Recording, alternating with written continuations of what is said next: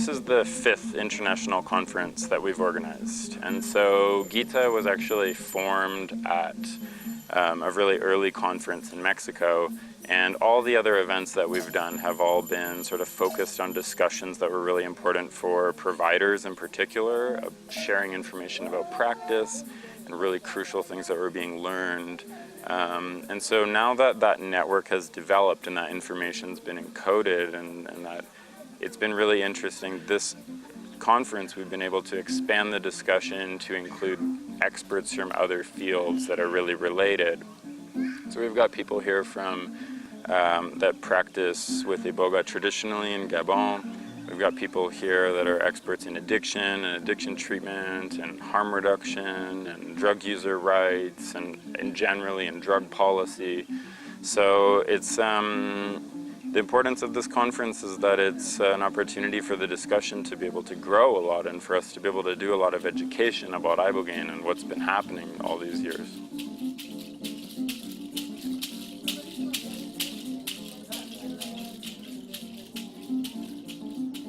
This conference has brought in all kinds of folks from many, many disciplines. And I think it represents a maturity, that Ibogain is reaching a maturity, that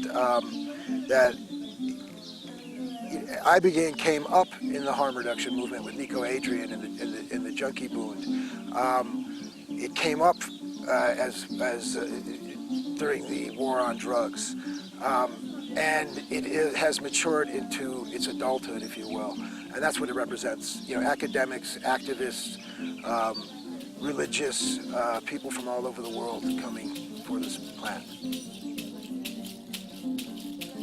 This conference is very important for all of us as community. Well, you see it, you feel it, bringing so many people, so many hearts together, so many minds together with different aspects of this movement. I think some important things that have come up in this conference is around the sustainability of Ibogain and finding other solutions, and respectful communication and collaboration between West and Western science and Western treatment modalities and African traditions, and the wisdom and the needs of the traditional practitioners in Gabon.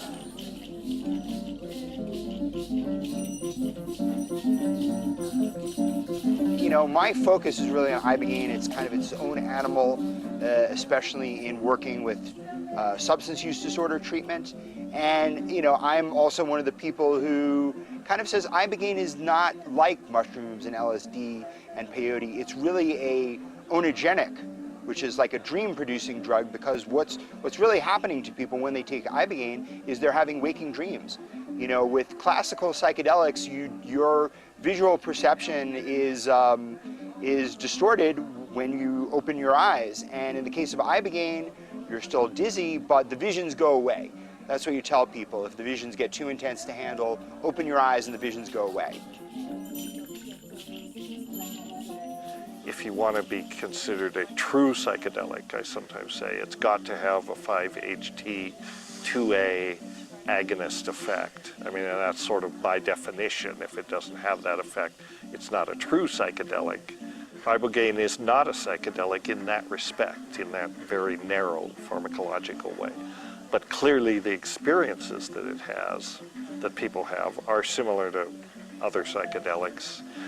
And its pharmacology is much more complex than, you know, Ibogain is serious medicine. It's not recreational. And I think one of the best things people could do is get affiliated with organizations like GITA.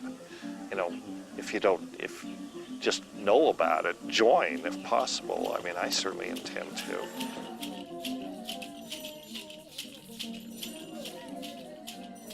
Ibogain works through something called glia-derived neurotrophic factor, or GDNF. And when this finding first came out in 2005, I instantly realized this is the mechanism we have been looking for to explain a persistent effect that you cannot get with an agonist like a methadone or an antagonist like naloxone or Narcan, because those wear off in a few days and you're back to square one. But if you could find something that will cause the nerve cells to resprout, that new growth will persist? Ibogain is one of the only medications that orally stimulates the production of glial cell-derived neurotrophic factor, which is GDNF for short. And what that is a hormone that helps to stimulate the growth of new neurons in the brain. And so this is really helpful in the treatment of Parkinson's disease and other neurological disorders, which are caused by a degeneration of dopamine neurons in certain areas of the brain.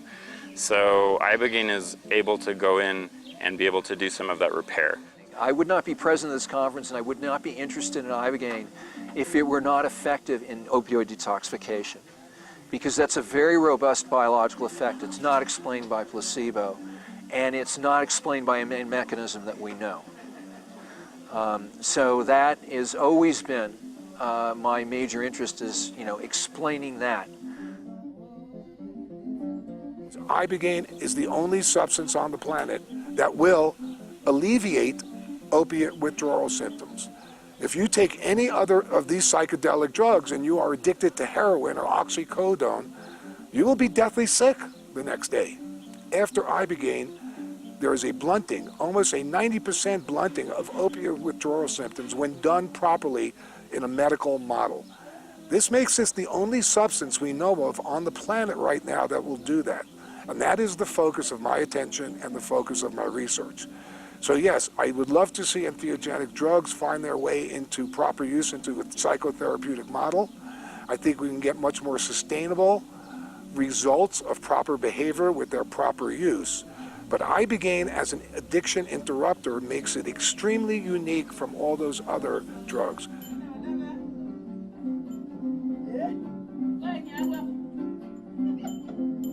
Psychedelics and Iboga, I believe, show us that what the ego does not want to see. The constructs of life have developed around us so that we think we know what we know. And psychedelics deconstruct that knowledge to make us question, do we know what we know? And Ibogain does that very much. Oh, is that true? And inquiry in general, cognitive behavioral therapy. Is this sentence so true? Is the opposite true? It's not just psychedelics that allow us to look at things in another way. Looking at anything from a different perspective, psychedelics are just a very powerful and immediate way to do so, and to inquire about our solid constructs, our solid beliefs that keep us limited. And for many of us, the majority, what is it, 25% of women in the United States are on antidepressants? Can you imagine the people who aren't even reporting that they're not? Then that's one country. And so many, many people are unhappy. And how can we find our happiness? And we're realizing now that if you can take a psychedelic and deal with 6 to 12 to 18 hours of intensity, you could actually have many, many days and months of inner peace. So psychedelics are like a sword that cuts through that which we think protects us. These are medicines of the spirit. And if you have diseases of the spirit, disorders of the spirit, depression, anxiety, PTSD, the whole psychiatric spectrum of disorders, they are, applied the right way, they're much more effective than any of the accepted, approved psychopharmaceutical medications, which largely just put a Band-Aid over the symptoms. They numb you to the symptoms, and they don't really let you get to the root of your problems, find out why are you depressed, why are you traumatized, how can you integrate that and really heal from it, really recover. Psychedelics open the possibility of being able to do that. So that in medicine, if they could be accepted into medicine, that would completely revolutionize medicine and psychiatry. That's why it's going to be very difficult, because medicine's a very rigid institution, and it doesn't like to change, and there's a lot of fear that we're a threat to the medical establishment, we who advocate psychedelics, because they say, well, we don't want to overturn the paradigm, we've got too much invested. One of the main problems is that the pharmaceutical industry cannot patent Ibogain because it comes from nature. And pharmaceutical companies like to own the products that they're spending money to develop and to sell, because it is very expensive with all the advertising and the research, et cetera, et cetera. So if they cannot own the molecule, they can't make the same kind of money. The international climate around Ibogain is very interesting because it's in a real gray area. In the United States, it's one of only a few countries where it's completely prohibited. And then New Zealand and Sao Paulo have recently created medical regulation system for it. In other countries where it's not regulated, I think it's important that research is done to evaluate what systems work better than others. But I think ultimately there needs to be some form of legal regulation in the U.S. so that, I mean, many people in the U.S. don't have the resources to travel down to Mexico to go to a clinic here. It's interesting because drug policy reform right now is changing so quickly. There seems to be a consensus, especially in the US, but in some other countries as well, that harm reduction and decriminalization of drugs is the politically smart thing to do.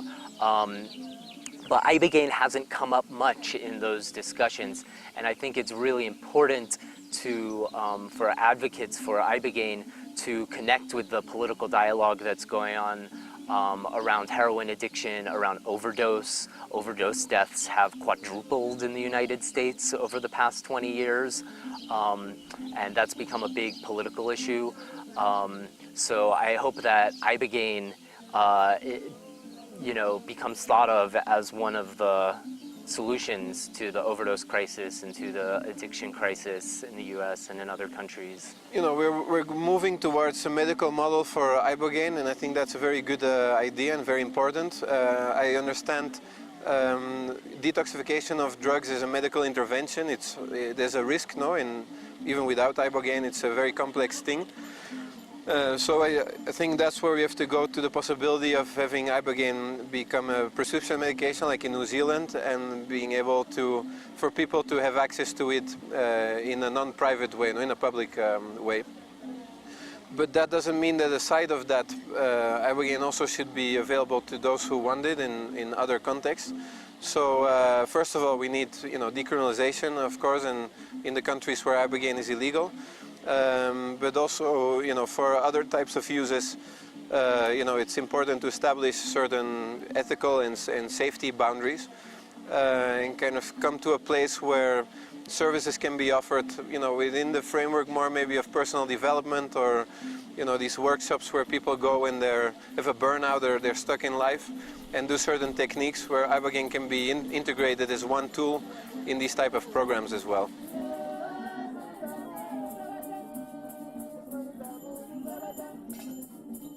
I think it's something you have to be very careful with in terms of people ordering it online, people mixing root bark with pure Ibogain, because as hopefully your audience knows, Ibogain is a risky drug physiologically. That's another difference between Ibogain and classical psychedelics, is that David Nutt and other people have done studies of toxicity of psychedelics, and it's at the bottom of the charts. It's even below cannabis in terms of physical toxicity. That's not true for Ibogain. Ibogain has serious cardiac effects and really needs to be worked with responsible practitioners who have experience with the medicine and the safety protocols that are needed to keep people safe. The main risks are cardiac. I think, as we've discussed extensively in this meeting, we had an ACLS course. The C in ACLS stands for cardiac. So that seems to be the vulnerable point. The vulnerability, the chances of a undesirable or catastrophic outcome, I think the risks for that are coexisting medical illnesses. I think that it's possible for lay people to be able to do safe treatments, but I do think that there's a certain amount of knowledge that people need to have to be able to ensure the safety of somebody that's going through the treatment. I also think that just beyond making sure that there's not going to be any adverse reactions, there's a whole lot of training and preparation that is really crucial for somebody to be able to have. And I think that's something that really will come with time, like how to develop those kinds of programs. I think that's something that gets developed by a whole community and by culture. That knowledge really will come out of like this sort of mass use and this kind of sharing of information that we're doing here.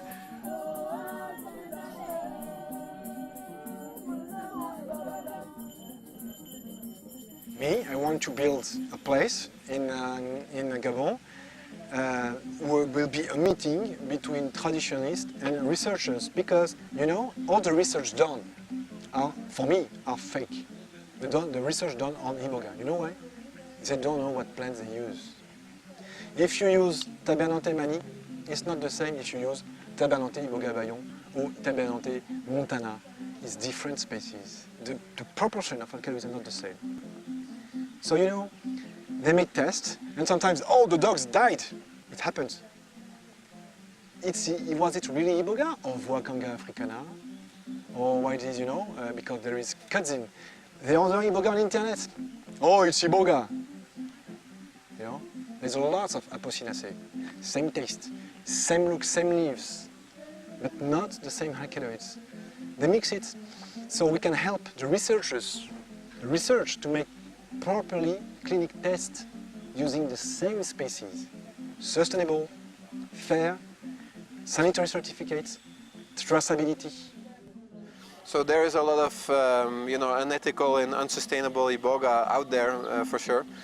And so the challenge is to work in a way to prevent that, to come with other solutions that you know, respond to the demand of Iboga and make sure that people who want to use Iboga have access to it. And on the other hand, you know, protect the traditional cultures, make sure they can practice Bwiti without any problems of you know, having access to Iboga. So that's the challenge that needs to be addressed, and it's one of the pillars of this conference. Ah ben, le bois sacré, c'est pas seulement le bois sacré, toutes les plantes sacrées, ils sont malades, ils sont maltraités, comme je disais, par la modernisation. Hein. C'est pour ça que je parle du respect. Si on respecte les plantes sacrées, eh bien, les plantes sacrées, ils seront d'accord pour qu'on les utilise. Ils sont là pour nous. Nous, on est là pour eux. Ils sont malades. C'est pour cela que le monde aussi est malade. Ibogain saves lives. Ibogain is unlike anything I think we have out there right now with regard to addiction and healing addiction. People need to have access to this. We need to strive towards making this available. Also, Ibogain is dwindling. There's this global explosion of Ibogain use and need for Ibogain. The Ibogain supplies in Gabon, where the people who are the caretakers of it, who brought us this beautiful medicine, is dwindling. We need to protect Ibogain. We need to find solutions. We need to find a way to protect Ibogain. We need to find a way to protect the forests that Ibogain comes from. We need to find a way to protect the traditions that brought us Ibogain.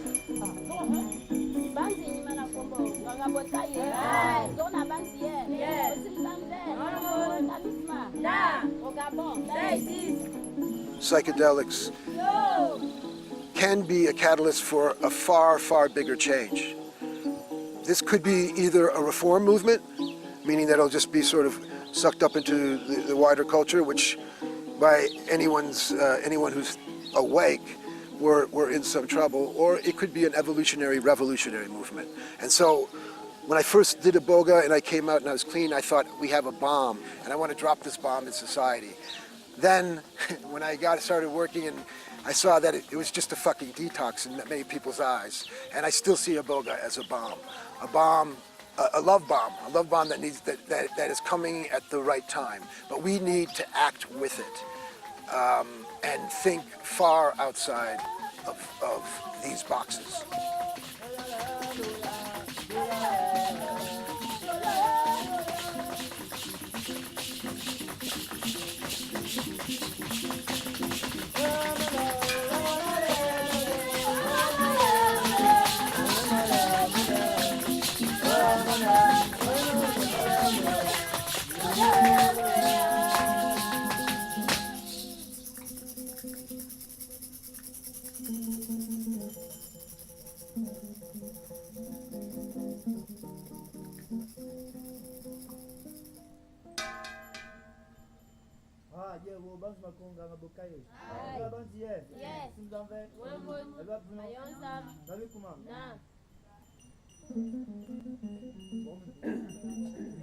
Yes.